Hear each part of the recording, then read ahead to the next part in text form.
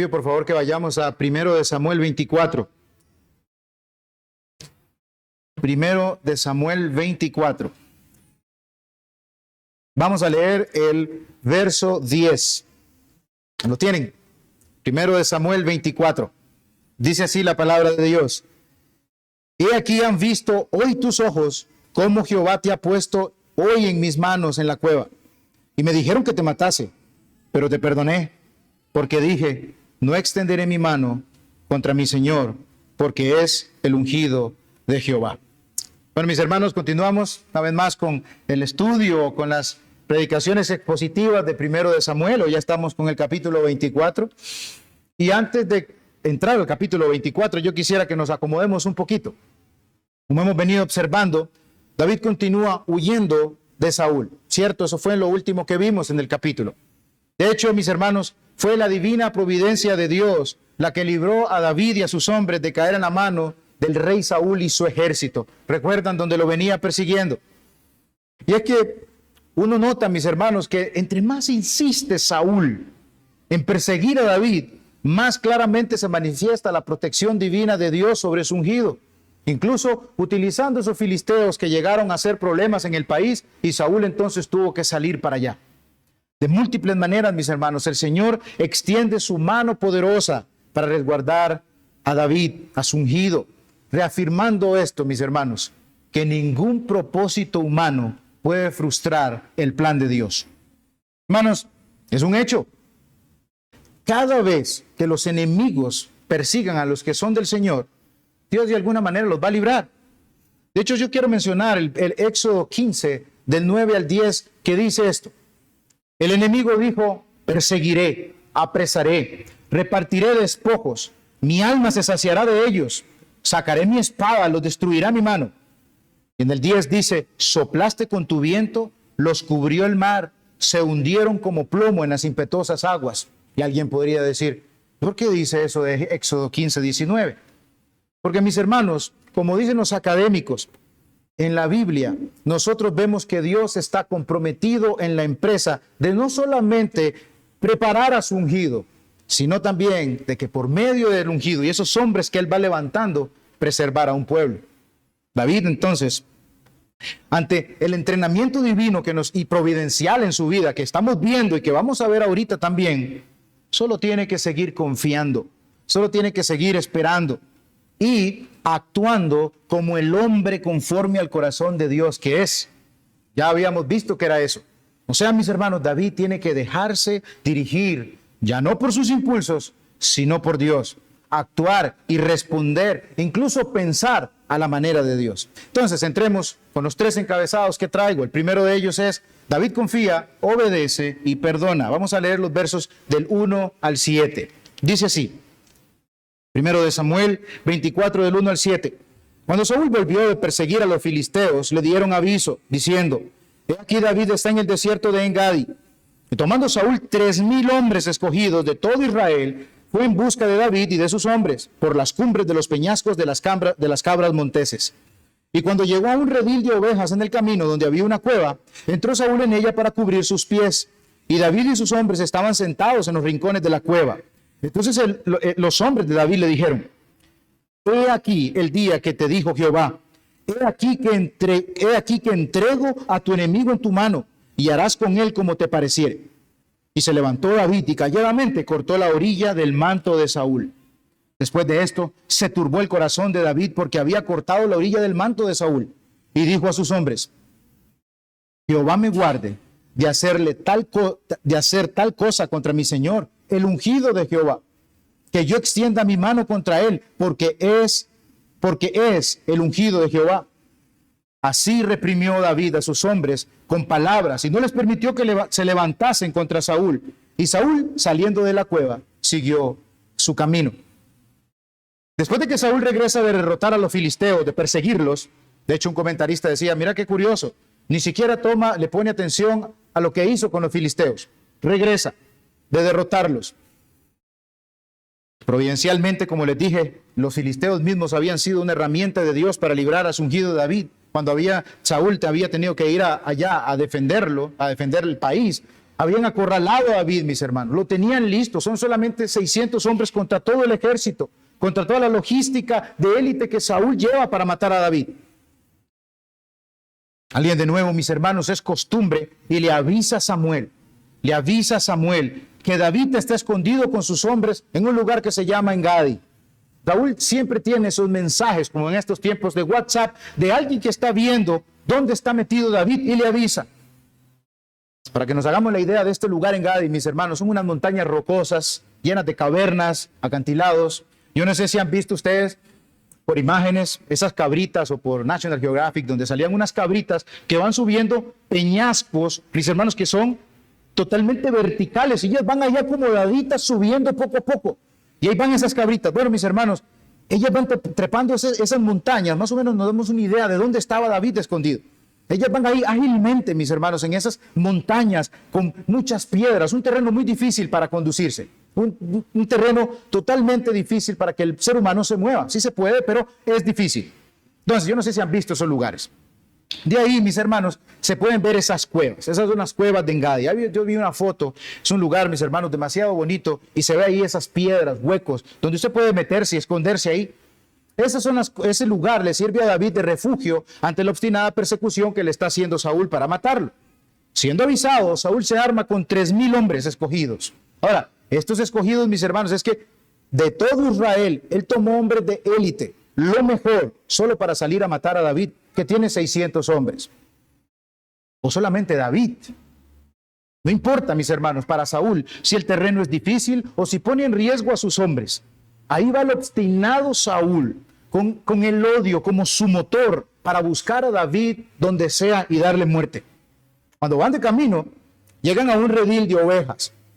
Y Saúl decide entrar a una cueva que había ahí. Se dice, mis hermanos, que los pastores, quiero que más o menos se den la idea, está el hueco de la cueva, pero alrededor, como, no sé, un óvalo o como una pequeña C, los pastores acostumbraban a apilar piedras y ponerles espinas para que eso sirviera de protección para las ovejitas. Entonces, apilaban esas piedras ahí y quedaba la protección y además el hueco de la caverna o de la cueva que tenía ahí para llevar a sus ovejitas cuando venía tal vez algún peligro o cuando comenzaba a hacer mucho frío. Entonces las llevaban ahí, mis hermanos, a protegerlas. Más o menos es ahí el lugar donde Saúl llega. Carson dice, probablemente era un cerco para animales enfrente de la cueva, para que ya lo entiendan más sencillamente. Saúl entra, sus hombres se quedan afuera y ahora imagínense conmigo a Saúl entrando a la cueva. Saúl va entrando a la cueva, es oscura, ahí no hay luz. Una vez se imagina que todas las cosas están con luz porque vivimos en una época que por todo lado hay luz. Saúl va a entrar a la cueva, eso está oscuro, ¿verdad? Imagínenselo ahí donde él va entrando. Pero desde dentro, en esa cueva, David está ahí con sus 600 hombres. O sea, imagínense la luz del día. Entonces ellos ven que va entrando Saúl. Ahí está con sus 600 hombres. Imagínense la cantidad o el tamaño de esa cueva para que estuviera David con sus 600 hombres ahí. Saúl entra. ¿A qué entra el rey? Dice la Biblia que él entró a cubrir sus pies. Básicamente, mis hermanos, esto es a entrar a hacer sus necesidades. Saúl entró a obrar. Saúl entró a defecar. Hay traducciones que dicen que Saúl entró a pensar o que Saúl entró a dormir un rato. Yo me quedo, mis hermanos, que Saúl entró a hacer sus necesidades, a hacer del dos o fue al baño. Para que lo entendamos un poquito, que hasta aquí la Biblia tiene un estilo magistral de cómo estas palabras las dice de una manera tan preciosa para que nosotros entendamos. Hasta en esto se cuida el Señor, ¿verdad? De transmitirnos estas cosas con un vocabulario tan lindo como ese. Miren, mis hermanos, Saúl está ahí obrando. Los 600 hombres están alrededor de Saúl. No pudo haberle salido mejor esto a David. ¿Será que Dios le está entregando al rey en sus manos? Al menos eso es lo que están pensando esos hombres ahí metidos en esa cueva. Al menos esa es la lógica que estos hombres tienen. Hermanos, la pregunta ahora es, ¿cómo va a actuar David en este momento tan crucial? ¿Seguirá el consejo de sus hombres? Hasta suena piadoso. Suena muy convincente. Este es el día que Jehová te dijo que iba a entregar a tus enemigos. David, mire, este es el atajo para que usted agarre el trono ya. Dios mismo se lo está entregando, lo puede ver. Mire, vaya, elimine a Saúl y termina con esta agonía ya, con esta angustia de tener que estar huyendo siempre. Mis hermanos, miren, imagínense a David ahí. Probablemente la tentación es poderosa, la prueba es intensa. Y todo parece alinearse de una manera que David puede llegar a decir, caramba, sí, esto es lo que Dios, sí, esto es lo que está sucediendo tan providencialmente que sí, Dios me lo está entregando en mis manos. Y esto parece que David, mis hermanos, de alguna manera puede tomar el camino fácil, pero ¿es realmente ese camino lo que honra a Dios? ¿Es eso lo que honra al Señor? ¿Cómo respondemos? Y desde ya comienzo a hacer unas pequeñas aplicaciones para no dejarlas, mis hermanos. ¿Cómo respondemos nosotros, por ejemplo, a situaciones cruciales? Porque nos enfrentamos a situaciones cruciales en nuestra vida, donde todo parece, mis hermanos, que se nos ha puesto en bandeja de plata para tomarlo, para tomar una decisión. ¿Cómo nosotros respondemos? Tengo unos ejemplos aquí. Es inversión que promete ganancias rápidas. Pero para esa inversión que promete ganancias rápidas, implica que yo tenga que mentir o manipular. Dígame, ¿ese es el camino que honra a Dios? Son momentos cruciales que pueden pasar en nuestras vidas. Me ofrecen un ascenso, pero exige que trabaje todos los domingos y me aleje de la comunidad de la fe.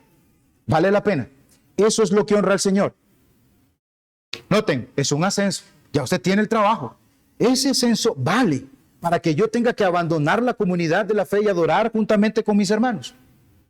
Veo una oportunidad para hablar mal de alguien y quedar bien con otra persona y quedar bien con los demás. Cedo. ¿Cómo reacciono? Todo se está presentando. Sí, puedo hablar y decir estas cosas. Cedo, accedo o guardo mi lengua, de verdad, porque eso realmente ofende al Señor. Aparece la tentación. Tengo la computadora ahí. Estoy solo. Además tengo mi celular. No hay nadie. Nadie se va a dar cuenta. ¿Cómo voy a responder? ¿Qué voy a hacer?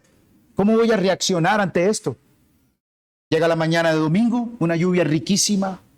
El frito es delicioso. La camita está caliente para quedarme en la casa. Además estoy cansado. Pero sé que Dios me convoca a adorarlo con su iglesia. ¿Me sacrifico o me justifico? ¿Cómo responde un cristiano? ¿Cómo va a responder un cristiano ante estas situaciones cruciales que se presentan en nuestra vida? ¿Cómo? La respuesta es fácil. De la manera que honre a mi Dios, aquel que me perdonó y me salvó para vivir una nueva vida en Él. Mis hermanos, en este momento crucial, David se levanta y no lo mata. No hizo caso de lo que le estaban diciendo. Solo corta calladamente una orilla del manto de Saúl, porque elige honrar a Dios. Pero, verso 5, después de hacer esto, se turbó el corazón de David porque había cortado la orilla del manto de Saúl. ¿Por qué se turba David? Para responder a esto, yo quisiera que vayamos a 1 de Samuel 15. Está ahí 10 versos atrás o 11 versos, 9 versos atrás. Vamos un tirito. 15. Y leamos por favor 1 de Samuel 15 de los versos 27 al 28. ¿Ok? Dice así, para que entendamos por qué se turba David al cortar esa orilla del manto. Y dice, y volviéndose Samuel para irse, él se asió de la punta de su manto y este se rasgó, o sea, se arrancó. Entonces Samuel le dijo, Jehová ha rasgado hoy de ti el reino de Israel y lo ha dado a un prójimo tuyo mejor que tú. El manto de Saúl, mis hermanos, para entenderlo, es un símbolo de autoridad del rey. Saúl sigue siendo el rey. Puede ser que Dios lo haya abandonado, puede ser que Dios no esté con él, pero es un hombre que ha sido puesto ahí por Dios. Entonces, ese manto es una representación o un símbolo de que él es un rey, de que él tiene esa autoridad. Cortarlo es una señal de quitarlo, es una señal de arrancarlo. Como cuando se rasgó ahorita. Dios le dijo, Samuel, ha quitado el reino de ti y se lo ha dado a uno mejor, a un prójimo mejor que tú. David se turba, mis hermanos, porque es como que él piensa y él llega a decir, a mí no me corresponde hacer esto. El reino de Dios me lo ha prometido, pero a mí no me corresponde quitárselo. A mí no me corresponde arrancarle o quitarle algo al ungido del Señor, a quien Dios ha puesto. David sabe, mis hermanos, que él debe confiar, ¿verdad?, en Jehová, en lo que él ha prometido, que es Dios el que se lo va a dar y que se lo va a quitar a Saúl, ¿verdad? Pero ¿cuándo? No sabe. David no sabe. Pero será a la manera de Dios y en el tiempo perfecto de Dios. Ese turbarse es como cuando, ¿qué hice? Estoy tomando en mis manos algo que a mí no me corresponde hacer. David está preocupado, mis hermanos, más por ofender al Señor. Señor, yo estoy tomando algo que es usted el que corresponde darme a mí, lo estoy tomando por la fuerza. No, es por eso que David se turba. Y entonces es como que yo me ponía a pensar, yo decía, es como, ¿cómo habría yo de cometer tan gran maldad, de quitarle al rey algo que le corresponde a él y que Dios a su tiempo me lo va a dar, a su tiempo perfecto? Y de paso, mis hermanos, David reconoce algo. Este Saúl, después de todo, es el ungido de Dios. Sí, ya no está con él, es malvado, es terrible. Pero mis hermanos, siguen el cargo que Dios le ha puesto. Dios mismo se lo ha dado y es Dios mismo quien pone reyes y es Dios mismo el que los quita. David, mis hermanos, entonces lo que quiere decir ahí en el verso 6 es que él no le va a hacer daño a Saúl. Más específicamente de que no lo va a matar. Dice en el verso 6, y dijo a sus hombres, Jehová me guarde de hacer tal cosa contra mi Señor, el ungido de Jehová, que yo extienda mi mano contra él, contra él, porque es el ungido de Jehová. Es el hombre que Dios ha designado. Y ahí está él. Yo respeto a Dios. Y obviamente porque respeto a Dios, respeto esa autoridad que Dios ha puesto. La lógica de los cuchicheos de los soldados en esa cueva suena bien piadosa. Pero David sabe, mis hermanos, que Dios en ningún momento, y usted se pone a buscar dónde Dios le dijo esto a David, que iba a entregar a Saúl en sus manos, y usted no lo va a encontrar. Tal vez una mala interpretación de cuando Jonatán llegó a fortalecer sus manos y le dijo, el reino es tuyo, David. Tal vez una mala interpretación, pero no hay nada que diga, yo te voy a entregar a Saúl en tus manos. David, mis hermanos, literalmente, ante esto que le están diciendo estos hombres, o quizás tal vez haya sido solamente uno, destroza, literalmente destroza, parte con sus palabras a sus hombres. Dice Ralph Davis, probablemente tuvo que hablarles de una manera tan hiriente y feroz para contener a estos hombres, mis hermanos, de no salir a matar a David. ¿Qué clase de respeto el que tiene David por el ungido de Dios? Primeramente porque es Dios quien lo ha puesto. David usó, mis hermanos, de obediencia al Señor y de confianza en Dios y no en los hombres, o ponerle atención a lo que los hombres les estaba diciendo. Y de paso, mis hermanos, hizo algo que hace un verdadero rey, refrenar del mal. Refrenó a sus soldados de matar a Saúl, dándole un ejemplo, mis hermanos, a estos hombres, por lo menos, estos 600 hombres, de que ese es el rey que realmente necesita Israel. Ahora, quiero que veamos brevemente algo, porque mis hermanos, es un pasaje que les encanta a esos tiranos de la fe, a esos dictadores de las iglesias de la prosperidad, esos falsos servidores, mis hermanos, que se han autoproclamado ungidos de Dios. A ellos les encanta usar este pasaje. Y afirman, mis hermanos, usando este pasaje, que nadie tiene derecho a cuestionarlos. Nadie tiene derecho a contradecirlos, precisamente porque ellos son los ungidos de Dios. Malinterpretando por completo, mis hermanos, las escrituras y este pasaje, porque en Cristo todos recibimos la unción del Santo. Entonces no me deberían tocar a mí. Y malinterpretando también este pasaje de 1 Samuel 24:6. ¿Saben qué hacen, mis hermanos? Usan este pasaje fuera de su contexto inmediato para controlar. Entonces, cuando alguien dentro de sus congregaciones, por la gracia del Señor, comienza a tener luz y comienza a confrontar esas payasadas, porque realmente eso es, y a señalar esos errores garrafales que tienen, que a veces, mis hermanos, uno los ve con tanta seguridad, hablando un montón de cosas que usted dice, ¿cómo caramba esta gente tiene tanto valor? Porque yo a veces digo, ¿cómo tiene tanto valor esta mujer de decir que hay 4 dioses, por ejemplo? Y lo dice con una, mis hermanos, convencida de lo que está diciendo. Entonces, cuando esas personas se atreven a señalar esos errores, ellos responden con amenazas, mis hermanos, disfrazadas de espiritualidad, citando el pasaje, cuidado con tocar al ungido de Dios. Yo soy un ungido de Dios. Yo soy tu padre espiritual. Y si sales de esta iglesia, pierdes mi protección. Y un montón de cosas más que nosotros hemos oído y visto, mis hermanos, los que hemos salido por lo menos de estas iglesias. Puedo sacarte de mi cobertura. Entonces las personas comienzan a tener miedo y dicen, no, pues me va a comenzar a ir mal si yo me salgo de la cobertura o de esa iglesia, y se quedan ahí. Hermanos, los falsos apóstoles y los falsos profetas deben ser expuestos. Los lobos rapaces que devoran al rebaño deben ser confrontados. Mis hermanos, esos hombres mantienen a miles de personas. Sí, me molesta escuchar a esos hombres, pero cuando usted ve a las personas ahí levantando la mano, uno llega a sentir, no molestia, llega uno a sentir tristeza por esa gente que está ahí metida. Pero esta gente debe ser confrontada, mis hermanos, porque están devorando al rebaño, a ese rebaño que ellos tienen ahí. Mantienen a miles de personas engañadas, manipuladas, robadas, dañadas, utilizando un pasaje bíblico fuera de contexto como herramienta de control y miedo. Ese es el problema, mis hermanos, de agarrar solo un pasajecito de la Biblia para respaldar mis posiciones. Ahora sí, mis hermanos, es entonces una responsabilidad confrontar a esos mentirosos, a esos mercaderes del evangelio, exponerlos, mis hermanos. Y quiera Dios de verdad sacar a esas personas de esos lugares, porque realmente da tristeza verlos ahí, mis hermanos, atrapados, ¿verdad? ¿Por qué? Por su falta de entendimiento, porque no estudian la palabra del Señor y porque les da miedo salir de ahí. Ahora también, mis hermanos, sí, podemos tener con otros hermanos diferencias en ciertos aspectos de la doctrina. Y aún así son hombres que son fieles a la palabra de Dios y respetarlos.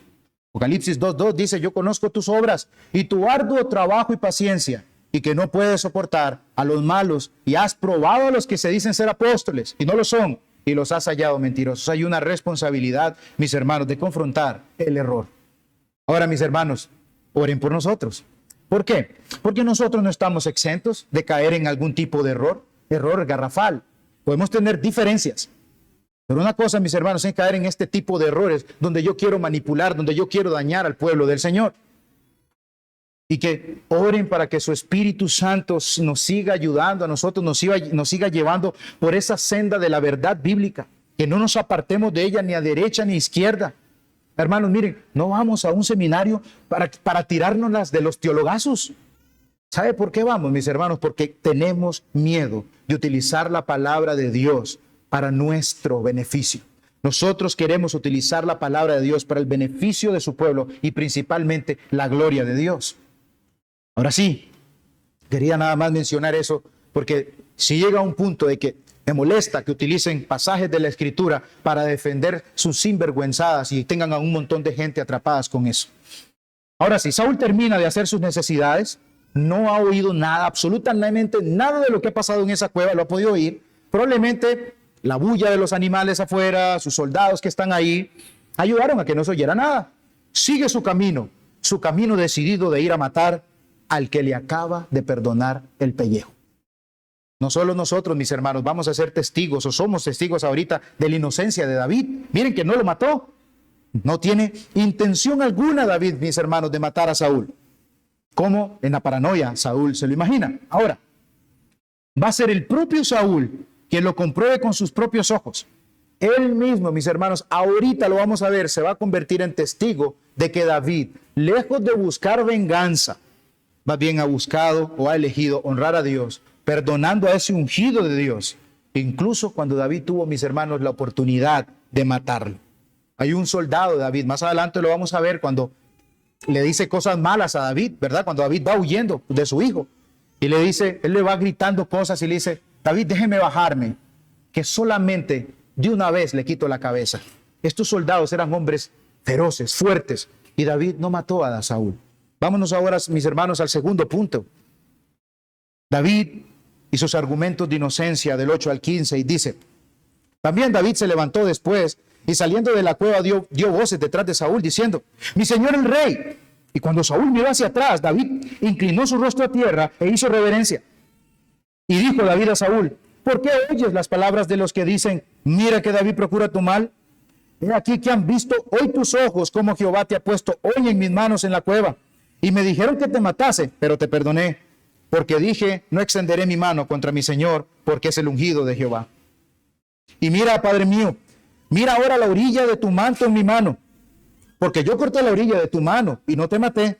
Conoce pues y ve que no hay mal ni traición en mi mano, ni he pecado contra ti. Sin embargo, tú andas a casa de mi vida para quitármela. Juzgue Jehová entre tú y yo, y véngueme de ti, Jehová, pero mi mano no será contra ti. Como dice el proverbio de los antiguos, de los impíos saldrá la impiedad, así que mi mano no será contra ti. ¿Tras quién ha salido? ¿Tras quién ha salido el rey de Israel? ¿A quién persigues? ¿A un perro muerto? ¿A una pulga? Jehová pues será juez. Él juzgará entre tú y yo. Él vea y sustente mi causa y me defienda de tu mano. Aquí está ahora, mis hermanos, no la oportunidad de matar a Saúl, una oportunidad de David, la oportunidad que tiene David para hacerle ver al rey que él no está buscando matarle. Ahora, mis hermanos, es temerario que David salga de esa manera, que se exponga de esa manera ante un Saúl que está empedernido y que quiere matarlo. Anda con ese montón, mis hermanos, de hombres de élite. David sale ahí a defender su causa. Quiere que Saúl vea que él es inocente y de paso, si ustedes se ponen a pensar, mis hermanos, Saúl anda con 3,000 hombres. David quiere también, mi pensar es aquí, que quede también en vergüenza lo que anda haciendo su rey. Miren lo que anda haciendo su rey, queriendo matarme a mí, que soy un hombre inocente. Ese es el rey que ustedes quieren. Ese es el rey que ustedes pidieron. David sale de la cueva, le grita a Saúl con mucho respeto, mis hermanos, le dice, mi señor el rey, y se inclina ante él, le hace reverencia. Es su súbdito, David sigue considerando su súbdito, su paje de armas. Y comienza David su argumento.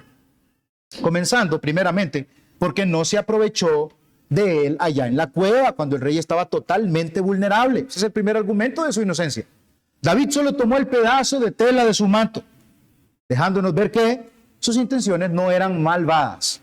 ¿Okay? No tiene ninguna intención malvada contra el rey. Más bien David le muestra respeto, que no es un rebelde, mis hermanos, como había dicho Saúl. Le llama también, mis hermanos, Padre mío, mi Señor el Rey, ahí humillado ante Saúl. Pero si ustedes se ponen a pensar, ¿cuál es la raíz del actuar de David? O sea, mis hermanos, de verdad, si ustedes se ponen a ver que David haya salido temerariamente y mostrársela al rey para mostrarle ese pedacito de tela, ¿qué es lo que hace que David haga esto? A mí me daría miedo salir ante un Saúl que puede destruirme. Anda con 3,000 hombres de élite. Y salir ahí dando un paso, mira, aquí se lo corté, y hacerle reverencia. Ahí lo pueden agarrar rápido esos hombres y matarlo. Bueno, mis hermanos, este es un David que está siendo formado por Dios. Confía más en el Señor. Miren qué respuesta la de David ante semejante prueba. Él cuidó la vida del rey, restringió a sus hombres de que le hicieran mal, no actuó a la ligera, a lo que decían ellos, no se precipitó, sino que llevó su conciencia a ¿qué es lo que honra a mi Dios? Mis hermanos, David confía en el Señor. Sí, débilmente, imperfectamente, pero no es el David que vimos anteriormente. Miren qué clase de confianza ha venido Dios formando en David. Ha venido David transformándose poco a poco. Me han dicho que mate a Saúl, que te mate, Saúl. Me han dicho que te mate, pero yo he tenido compasión de usted. Yo lo he perdonado. Y mire, aquí está el trozo de tela en mi mano. No hay razón, Saúl, para que usted me siga odiando y para que me siga persiguiendo. No hay razón, Saúl, para que usted piense que yo soy un rebelde. No hay razón alguna para que usted piense, Saúl, de que yo le quiero quitar el reino. Reino, mis hermanos, que él mismo sabe que Dios ya se lo quitó, pero sigue rebeldemente aferrado a él. Hermanos, vemos un Saúl que no toma en cuenta a Dios en lo absoluto, porque está ignorando incluso el mandamiento divino que dice, no matarás. Busca a David como un animal para matarlo, mis hermanos. Y es otro contraste que nosotros tenemos con David, que aunque imperfecto, como lo hemos visto en pasajes anteriores, revela ahora un carácter transformado. Transformado, es un hombre que se deja guiar por Dios, se deja guiar más por el Señor. No se amoldó, y nos dieron una enseñanza el domingo. No se conformó a lo que esos hombres le estaban diciendo ahí en esa cueva, por más piadoso, porque mira, Dios te lo entregó, o por más convincente que sonara. Ha aprendido, mis hermanos, David de sus errores que lo han llevado a pecados y a cosas terribles, y en este momento actúa de manera que honra a su Señor. Su obediencia y su humildad, mis hermanos, reflejan una fe madura en este hombre. ¿Forjada cómo? Sí, en la prueba. A veces es donde Dios nos tiene que mandar a nosotros a la prueba, al fuego difícil. ¿Para qué? Para saber qué es lo que hay en nosotros. A veces no queremos pruebas, a veces no queremos ese tipo de situaciones cruciales.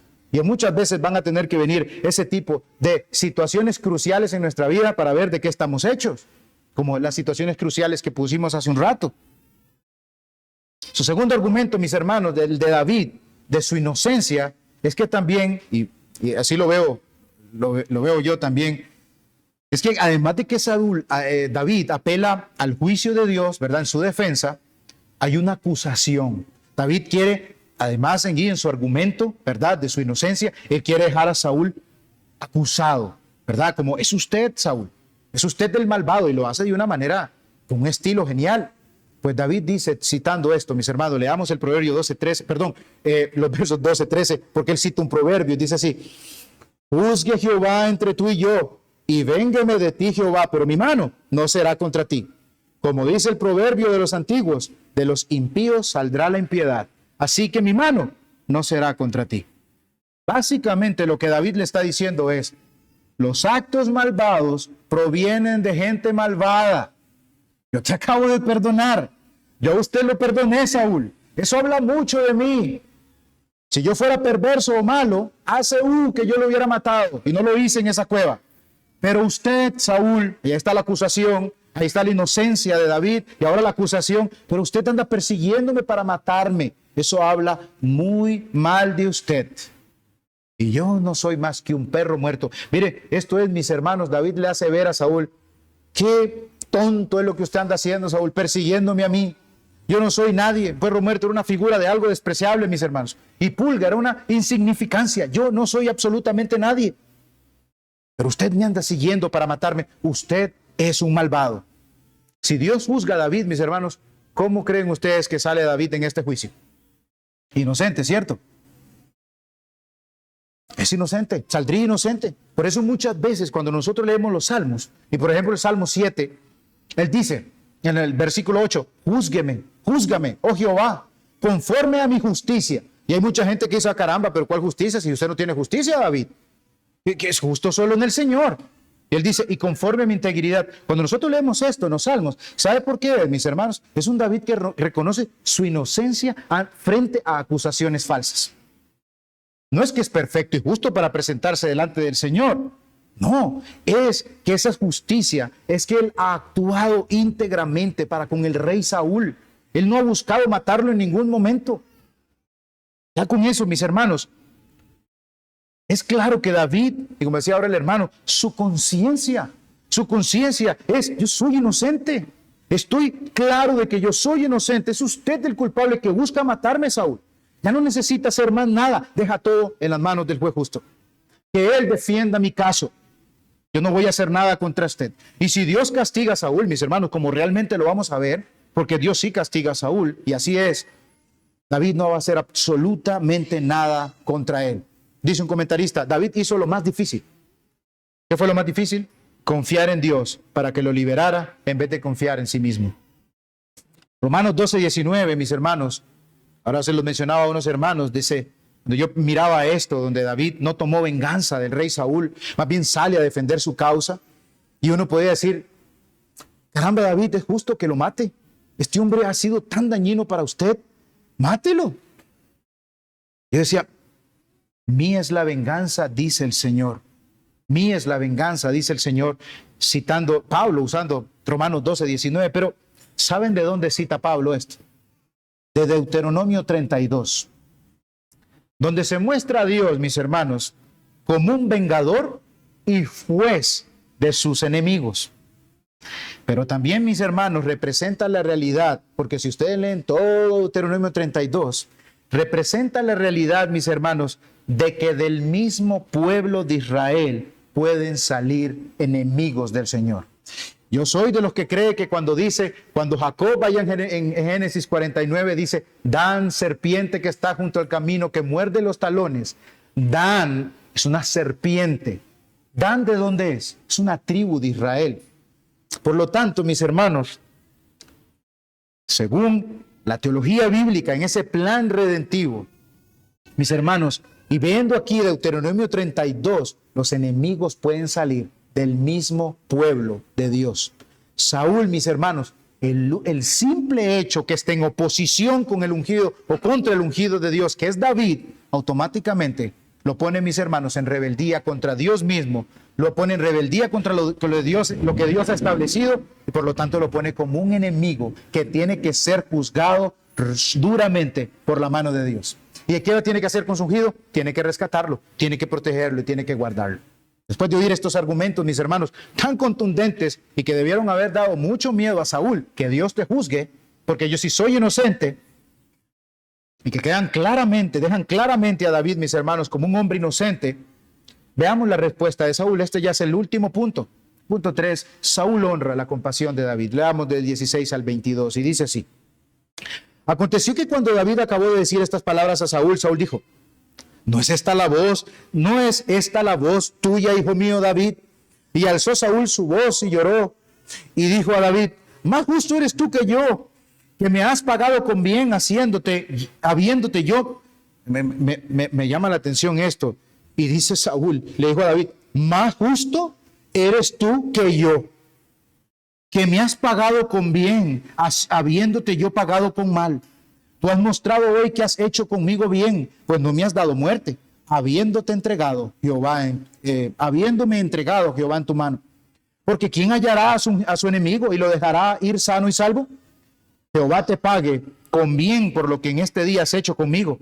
Ahora, como yo he entendido que tú has de reinar y que el reino de Israel ha de ser en tu mano firme y estable, júrame pues ahora por Jehová que no destruirás mi descendencia después de mí, ni borrarás mi nombre de la casa de mi padre. Entonces David juró y se fue Saúl a su casa y David y sus hombres subieron al lugar fuerte. Ante el combo de palabras respetuosas, llenas de gracia, incluso el amor, mis hermanos, la reverencia, la humildad, la misericordia que mostró David por el rey. Mis hermanos, claramente aquí uno recuerda la blanda respuesta, quita la ira. Saúl es cálidamente, mis hermanos, confrontado al punto, mis hermanos, que da su validez de su relación con David de padre e hijo. Saúl fue impactado. Ascuas de compasión, decía yo, cayeron sobre su cabeza. Eso fue lo que hizo David, eso es lo que puso David sobre él. Es como cuando, mis hermanos, uno recibe de pronto un gesto de bondad y cariño de alguien que uno jamás ha tratado o que lo ha tratado muy poco. Y esa persona hace algo y usted se conmueve, el corazón se detiene por un momento y usted se queda como, wow. Y uno queda profundamente impactado por la belleza, ¿verdad?, inesperada de ese acto. O como, mis hermanos, o como uno es dado, va a esas personas y esas personas a veces tienen un trato muy fuerte, muy tosco, muy grosero. Y entonces, ¿cómo tengo que actuar? ¿Cómo tengo que seguir yo actuando con esas personas? Bien. ¿Para qué? ¿Qué pasa? Yo no sabía que usted era así. Yo me acuerdo que hacía así. Y qué lindo cuando tal cosa. Y usted era así. Qué bueno, que esto y que lo otro. Saúl fue impactado por esto que hizo por esto que hizo David, mis hermanos. Yo ando buscando matarte, David, y usted me responde con eso. Entonces Saúl llora. Y ahí vemos, mis hermanos, que hay una emoción, y dejo en claro que esto es una emoción verdadera. Pues se puso a llorar, lo iban a matar, mis hermanos. Esto, obviamente, su hijo David, su muchacho. Lastimosamente, mis hermanos, este es el modus operandi que usa Saúl. Solamente emociones pasajeras. Como ha sucedido con él, no hay un arrepentimiento genuino. Yo deseaba, y uno cuando lee esto sabe lo que va a pasar con Saúl, pero hasta aquí uno desea que Saúl caiga de rodillas y clame, David, pídele a tu Dios que me perdone, algo así, pero nada. Saúl reconoce que su actuar es pecaminoso, porque matar es pecado, odiar es pecado, admite su culpa, pero también admite la inocencia de David. Saúl reconoce también que David no le ha pagado con la misma moneda. David, mis hermanos, ha vencido al mal, ¿cómo? Mostrándose perdonador con Saúl. Saúl responde, mis hermanos, a ese proverbio que menciona David en el verso 13. Recuerden, el proverbio decía, como dice el proverbio de los antiguos, de los impíos saldrá la impiedad, así que mi mano no será contra ti. O sea, yo no soy malvado, yo no soy impío. Y él le responde Y él responde aquí en el verso 19, por ejemplo, Saúl viene y dice, porque ¿quién hallará a su enemigo y lo dejará ir sano y salvo? Porque eso es lo que dice Saúl. Pero mis hermanos, aquí está la respuesta. Saúl, David. Porque si usted hubiera encontrado a David, si usted lo hubiera encontrado ahí puesto como usted estaba, yo sé, Saúl, que usted es un malvado impío, que usted lo hubiera matado. ¿Quién lo hallará? ¿Quién? Yo, David. Un malvado, un impío, lo hubiera matado a su enemigo. Si Saúl lo hubiera tenido, no hubiera pensado ni 2 veces, lo hubiera matado. Pero en cambio, mis hermanos, alguien bondadoso y perdonador como David, compasivo y misericordioso, ha dejado a Saúl con vida. Así que, mis hermanos, ¿cómo se dice? Es recíproco. Gracias, David. De verdad te lo agradezco. Y que Dios te recompense la compasión que has tenido conmigo. Es, mis hermanos, quizás inevitable para Saúl reconocer o poder reconocer que sí, delante de él está el prójimo mejor de él que le habían dicho allá en el 13, 15 en adelante.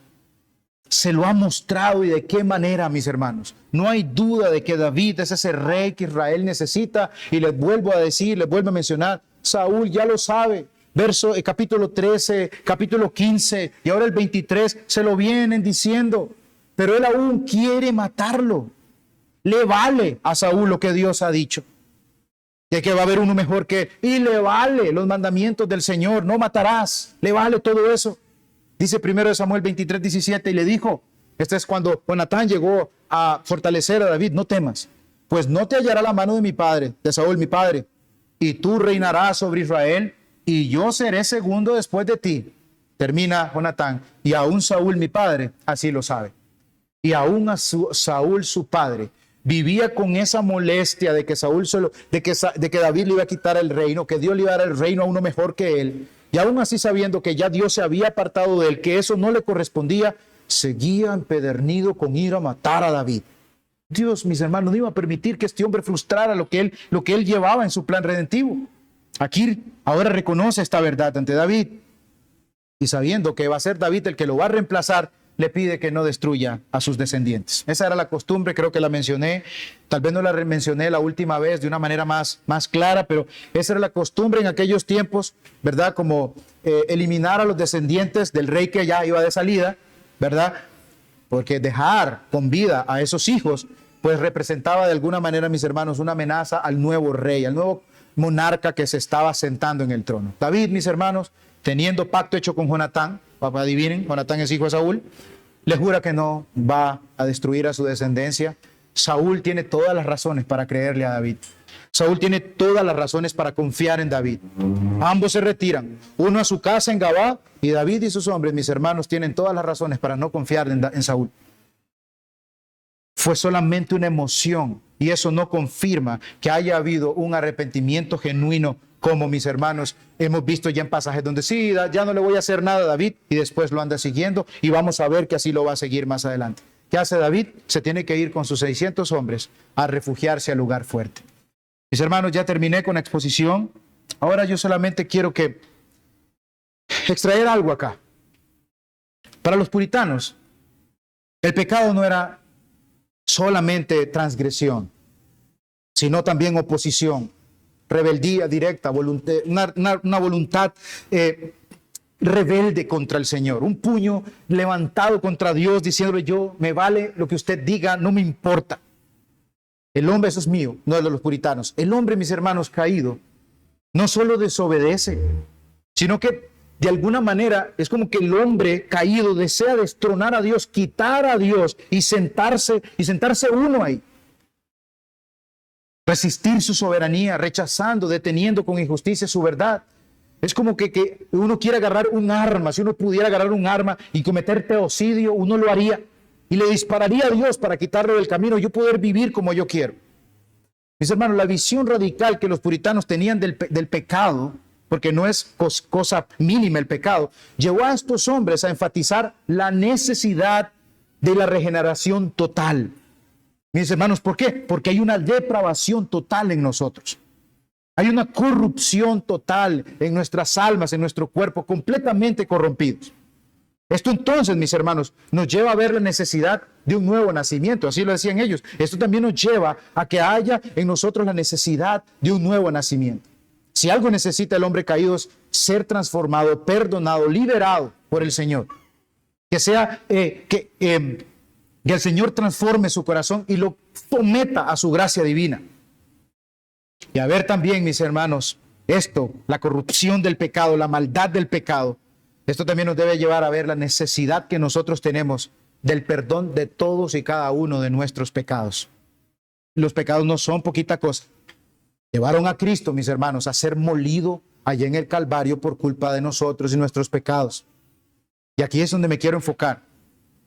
El perdón de David a Saúl prefigura el perdón perfecto que los pecadores hemos, mis hermanos, recibido, enemigos de Dios, pecadores enemigos empedernidos de Dios, ese perdón que nosotros hemos recibido y que solamente se puede encontrar en Cristo Jesús, no en esos apóstoles falsos, no en esos mentados ungidos del Señor, solamente en el Señor Jesucristo. Mis hermanos, estuvimos, los que por gracia hemos sido salvados, estuvimos muertos en nuestros delitos y pecados, hijos de ira, esclavos del pecado, sujetos a toda clase de desgracias espirituales, temporales y eternas, incapaces, mis hermanos, de salvarnos a nosotros mismos. Eso hizo la necesaria intervención compasiva y misericordiosa de nuestro bendito Señor Jesucristo y nuestro Salvador. Dios, mis hermanos, estableció un pacto de gracia en el que nos metió a nosotros y en el que nos ofrece gratuitamente, mis hermanos, el perdón de los pecados, en el que nos ofrece gratuitamente vida, salvación, perdón por medio de únicamente el Señor Jesucristo. ¿Y sabe qué requiere? Solamente fe. Solamente requiere la fe en Él. Hermanos, mire, nosotros no podemos vernos en David el perdonador sin antes ser perdonados.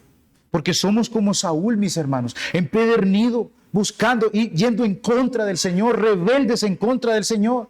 Dice Timoteo, 1 Timoteo 1, 13 al 16, este es el apóstol Pablo, y dice: habiendo yo sido antes blasfemo, perseguidor e injuriador, mas fui recibido a misericordia, porque lo hice por ignorancia, en incredulidad.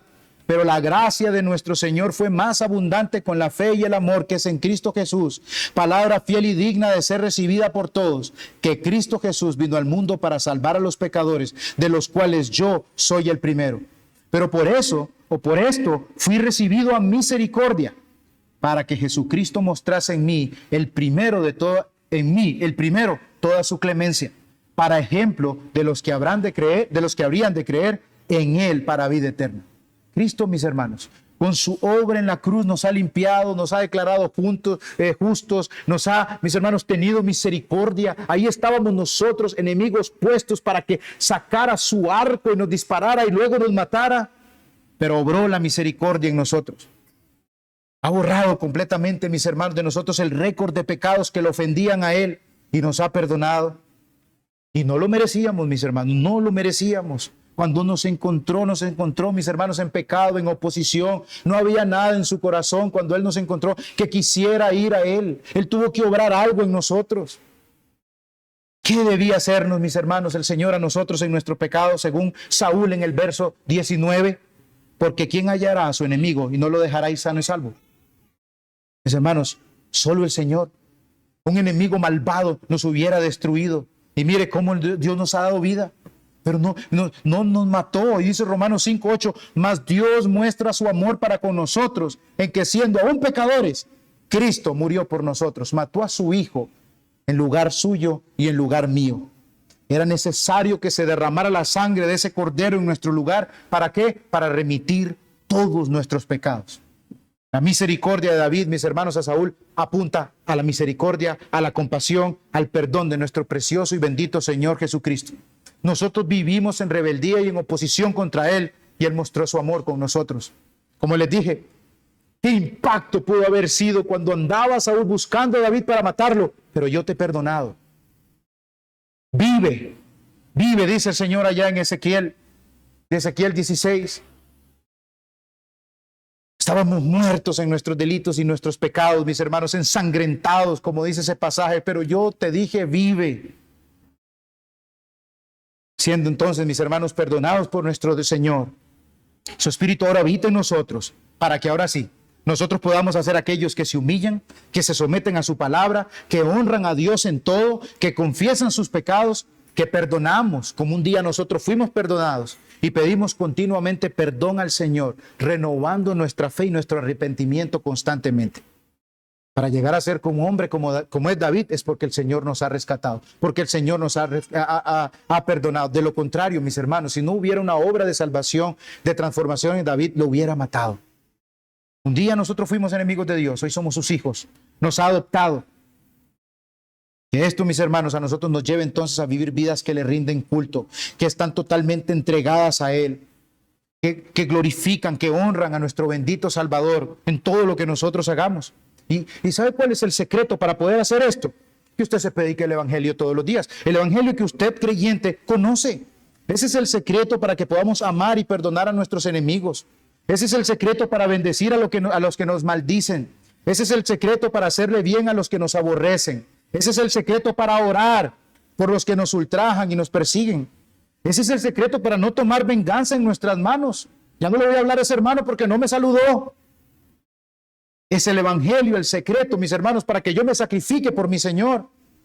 Es el Evangelio, mis hermanos, el secreto para que nosotros podamos discernir, vivir y actuar como hombres y mujeres conforme al corazón de Dios. Y termino con Filipenses 1, del 9 al 11, que dice: esto pido en oración, que vuestro amor abunde aún más y más en ciencia y en todo conocimiento, para que aprobéis lo mejor, a fin de que seáis sinceros e irreprensibles para el día de Cristo, llenos de frutos de justicia, que son por medio de Jesucristo, para gloria y alabanza de Dios. Oremos. Padre bendito, gracias, Padre amado, por su palabra. Gracias por recordarnos, Dios, ese gran amor que usted derramó en nosotros por medio de su precioso Hijo Jesucristo. Nada en este mundo, nada en esta vida, Señor, nos hubiera podido presentar justos delante de su presencia. Muchos son nuestros pecados, Señor, demasiados. Son ofensas diarias y constantes contra usted, pero Cristo pagó y limpió nuestro récord de maldad. Estábamos ahí, Señor, nosotros muertos, alzando el puño de rebeldía contra usted, deseando vivir para nuestra gloria y no para usted, Señor bendito. Debió usted habernos destruido, pero gracias, porque usted mostró su amor. Y ahora ese amor, Dios, que usted mostró en la salvación preciosa, grandiosa que usted nos dio, ayúdenos, Dios, a recordarla siempre. ¿Para qué? Para que podamos vivir como hombres hombres y mujeres que viven son conforme a su corazón.